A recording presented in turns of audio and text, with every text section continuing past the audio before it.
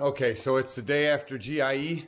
This is going to be part one of the Mow Go system. I've been flying from town to town, from London to Taiwan. I've been all around the globe trying to protect your soul. So what I figured out before we left for GIE is I really cannot get the Windstorm plus the Walker MT bagging mower and the Skag V-Ride 2 bagging mower with the bagging system on the V-Ride 2 all on my 16-foot open trailer. I might be able to finagle some stuff around and make it happen, but it's just going to be a huge pain in the butt. So what are my alternatives? Well, I thought about it, and the way I could do it is I could take one truck and trailer, Connor can take the other truck and trailer on the days it's just him and I, and we can pull them around and get all three pieces of equipment between two trucks and trailers. Then, while I was at GIE, I started thinking, I have a Mow Go system I've had for 2 years sitting in boxes I've just never put together. So I thought, why don't I just put this thing together and attach it to the back of one of the trucks, and then I can just ride one of the mowers or the Windstorm up into the back of the truck. Then we can take a truck and trailer and then just a truck and not a whole nother trailer, which I really don't need. So that's what I'm doing. So I finally pulled it out of storage, and let me show you what we're working with here. So this is the actual ramp, the bifold ramp for the Mow Go system. Sorry about the lines in the footage. The LED lights in here make it horrible. But these are the feet that kind of swing back and forth when you pull the bifold ramp system out and drop down for more support. And I just have it up like this now because it's going to be easier for me to paint. Dale Otero with Mow Go Systems, who builds these things, when I got mine, he didn't have paint set up. I guess now he has gotten powder coating set up, so I believe he can powder coat them now if you order it now. But anyway, mine wasn't, so it has to be painted. So I'm going to shoot it with primer today, hopefully paint it in the morning, and then over the next couple days just assemble it and get it put on the truck. But here's the bifold ramp system. I got the biggest one that he offered at the time. I don't know if he's offering one bigger. I think it's still the biggest, and I believe this is the 60-inch wide or 62-inch wide, whatever it is. Here's the other portion of it. That is the part that sits flat on the truck. These tabs here sit on the bed of the truck, and then the ramp attaches to that. The ramp attaches to those hinges there and comes up. That piece and that piece are the two side rails that go on from where this sticks out further than the back of the truck. The two side rails go on, and then that is the mounting. That piece over there slides right into your receiver like a hitch would, and then that comes up from that piece and connects to the bottom of this for support.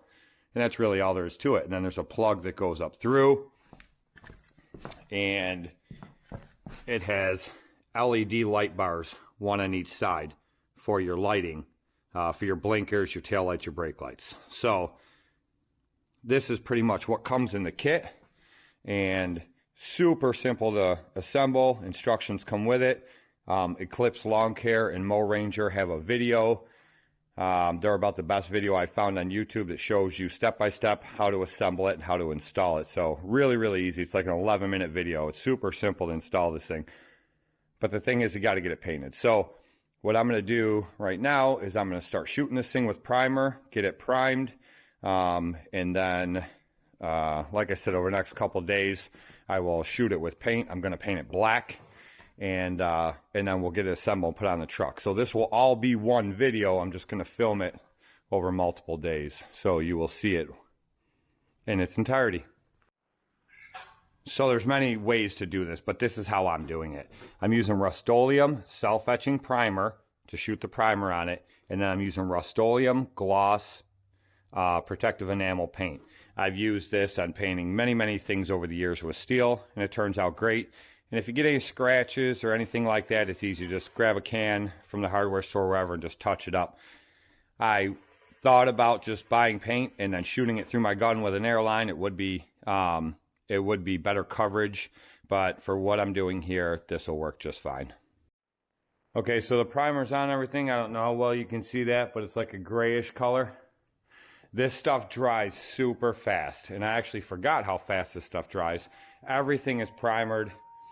These are still wet. I just painted these, but this is well dry. I mean, I can rub my hand all over it and it's completely dry. So I think what I'm going to do is, since I have a little bit more time today, and this is going faster than I thought, painting the inside and outside of the expanded steel, the grating there, that's what takes the longest. It's a lot of wasted paint when you paint stuff like that, but since I actually have a little more time, I think I'm going to shoot this all with black, and the first coat anyway, and I'll leave this all dry until tomorrow, and then maybe shoot it with another coat of black tomorrow. But I'm going to get some black on here, and we'll see how this goes. Okay, so they're all painted up black, come out really nice. Way easier to spray black paint, as I'm sure you can imagine, because you can actually see where it's going versus the gray primer over the regular gray steel color. So black is much easier. My fingers and my thumbs are killing me. That's the only thing I hate about rattle cans. But everything came out really nice. There's a few little spots I got to touch up. No big deal. I can touch them up as I put it together. Once it's all together and assembled, I can see what's what, and then I can just use a piece of cardboard as a backer for overspray, and I can just hit the parts that need it. It'll definitely be that bottom edge where it's sitting on the floor. Obviously, I couldn't get to that, but no big deal. I could just wait till it dries and flip it over, but I got other stuff to do today, so I'll just hit that part afterwards, shoot it with some primer, and then shoot over it with black. No big deal. But that's step one. So now it's painted. Now I'm going to leave it until tomorrow.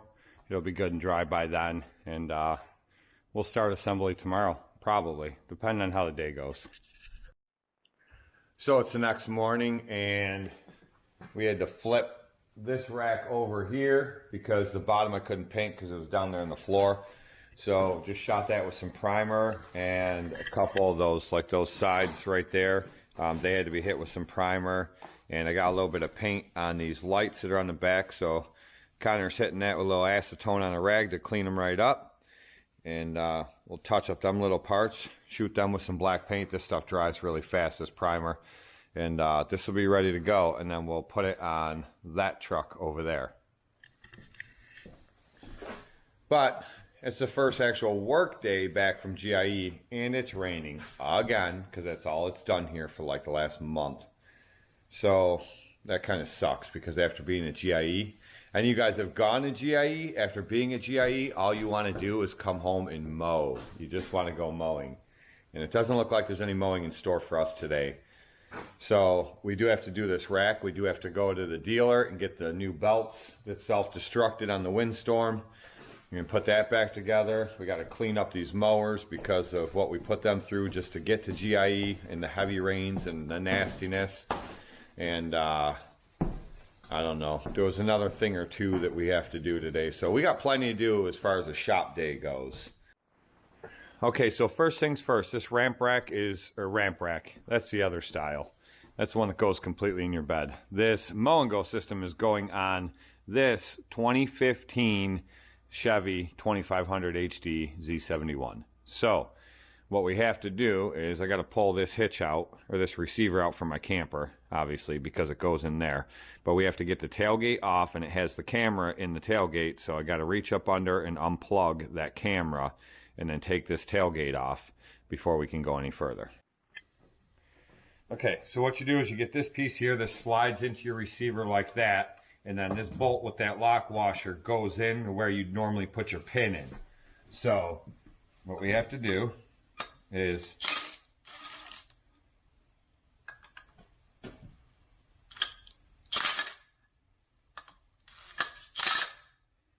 loosen all those up. These, I'm just backing those out enough that this piece here can slide down inside there, and then your top mount part bolts through those. So this will go into the receiver part there. We'll let Conrad hold the camera here. Can you see us, Conrad? Yeah. That goes in there, and then this bolt goes in the side there, like so. We'll hit this with a little ooga ooga.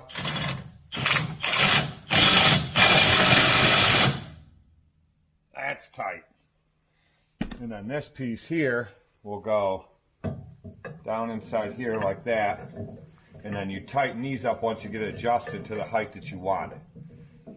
So the other piece will go on here, and then they bolt through there. So we'll grab the other piece and we'll be right back with you. Okay, so we are backwards right now, so me and Connie have to turn around. And what this does is this has two tabs on it, and they sit right up on there. Now, you got it, so it'll kind of be wobbly. Oh, that's wet. A little bit of wet paint there. Yeah. Okay, so now there's bolts, and this piece along here slides up and down. Actually, I think this might be in backwards. Okay, so what you got to do is you got to leave this loose in the receiver, and you got to leave this part loose so that you can get everything in there. And the bolt comes through, and then you can put the lock, washer. I'll grab that camera. This shouldn't go anywhere. Oh, maybe it will.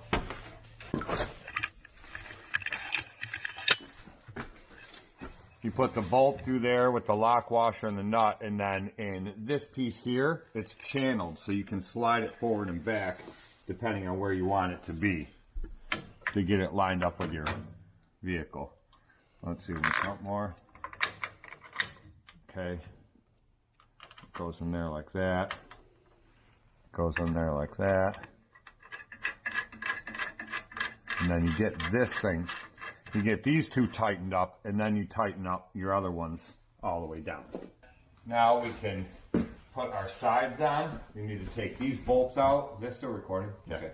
We take these bolts out here, and then we can put our sides on, and then we'll take these nuts off here, and we'll slide the ramp right on top of it. So now that this piece is on, it comes with the hardware already in here on both sides. We got to take this hardware off.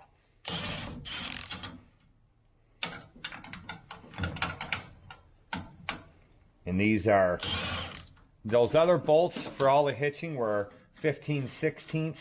These, this hardware on the side here is 3/4.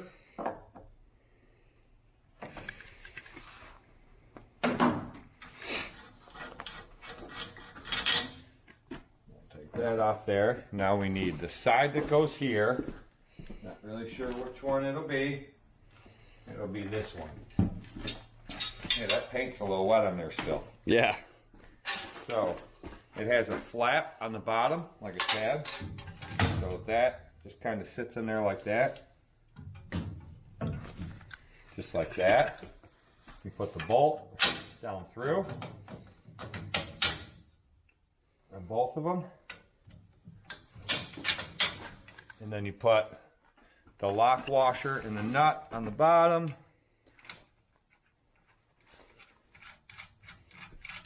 For both. And then she's good to rock and roll. Yeah. Almost good to rock and roll. Yeah.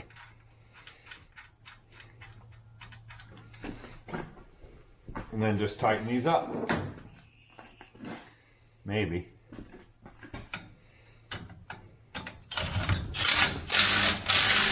Okay. And then you just do that's snug there. You do the same thing on the other side. And we'll bring you back for the last step. We put the ramp on. Now lift this up.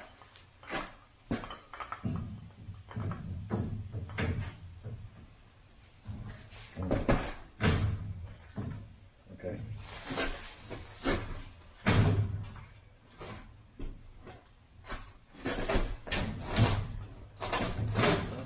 Down like that. Now lift up a little bit so it's sitting up on that edge so it stays in place. This is definitely sticky. Yeah. I didn't let her fully dry. You can see spots I missed with paint. Easy enough to touch up. Get that on. Might be easier to do once it's up. But that's all you do with this is you just put it on and you slide it on to the two pieces there. And it comes with two 9/16 nuts already on that stud over there. So you tighten one up and then you tighten the other one against it, and that's what kind of locks it. I might just take that off and put an actual lock nut on there. So now it has handles down on the bottom. We bring it up and then we can pin it. So if you grab that handle down there, bring it up, like that, and then you put the pin down through, and I think,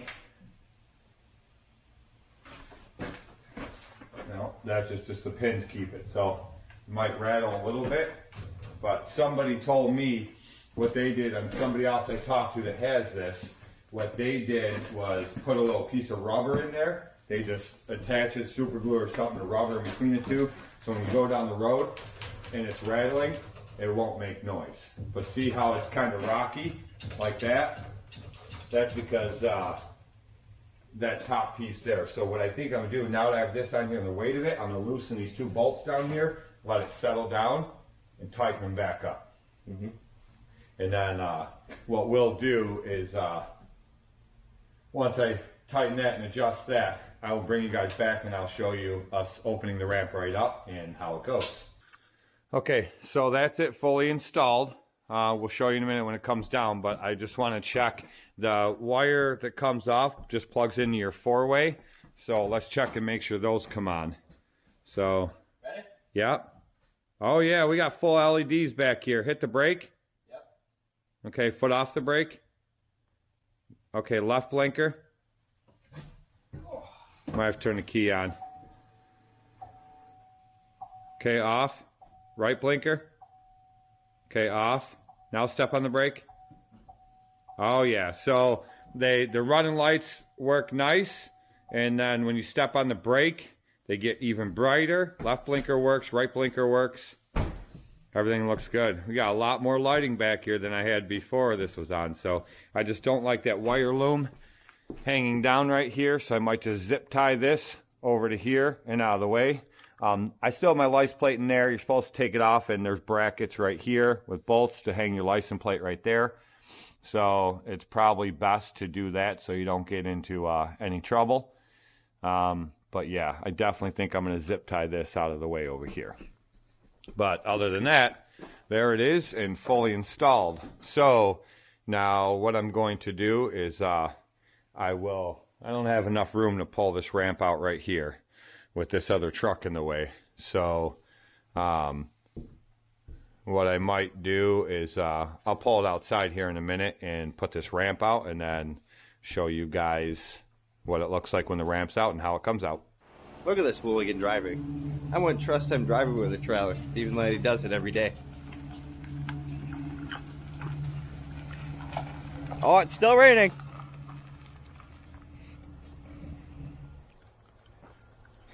We're filming. Filming? Yep. Okay, so it's raining out here. We're getting all wet, but you know we'll do anything for you guys, so we're going to show you how this comes out.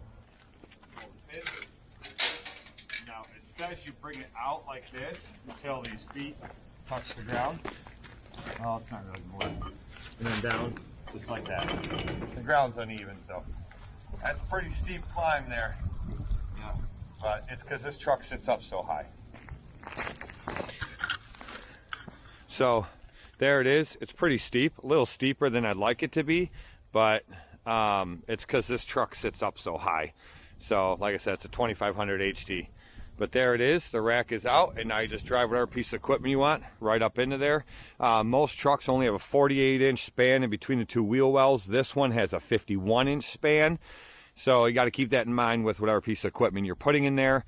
My 52-inch decks obviously will not fit in there, but if a bunch of my mowers, if I back them in, I still have enough room with how far I can get it in before it hits the end of the dovetail here. You can get a 36-inch dovetail. They do sell that as a kit instead of this. I think this is the 24, or this is the 18-inch, and then there's a 24-inch and then a 36-inch. So you kind of have it come out more, so you have that extra room. The walker will back right in there with the deck ending right over in here, so that'll be fine. I will get some footage. You guys will definitely see my videos. This is going to get used a lot, I believe. And then the windstorm, I believe I can back that right up in there. with the blower out here, or maybe vice versa. So you guys will definitely see that and how that goes, how that whole thing works out. So this is it, and this is this video is done. So it is a full paint this setup, and assembly and install. I will put links down in the description for Dale Otero, who owns Mow Go Systems. You can get a hold of him. I'm not sure what his pricing is. Like I said, I got this 2 years ago, so everything has drastically changed. And you can see all the attachments. He has swing away arms that go on the back. You swing it out and then drop the gate down. You can hang your blowers, weed whackers, and stuff on. He also makes attachments for the bed rails now, if you want to go that route. If I was going to make a full mowing truck and leave it that way, I would probably use just Green Touch bed rail racks. That's just my preference. You guys know I like Green Touch. But the reason I went with this instead of the ramp rack system that goes completely in your bed is now anytime I want to take this out, all I have to do is unplug the harness, take that bolt out right there, and the whole thing slides out, and this thing comes completely off the truck. Nice and simple, so I can switch back and forth anytime that I want to for pulling my camper or whatever I need to do. So that's why I went with this setup versus the ramp rack. And that's about that. So like I said, it'll be in the description how you can find one of these and get a hold of them and order for whatever your needs are. But that is the Mow Go system, and I can pop this off and easily just throw it right on that other truck right up there. I can switch it back and forth to any truck very, very easily, probably within 10 minutes or less with 2 guys. So nice and simple. And if need be, because of the difference of the truck, it has all the adjustment points to adjust it for whatever truck you're going on. And it's cold out here and it's raining, so we got a lot of other stuff to do. That's it, boys. See you later. Bye. Have fun.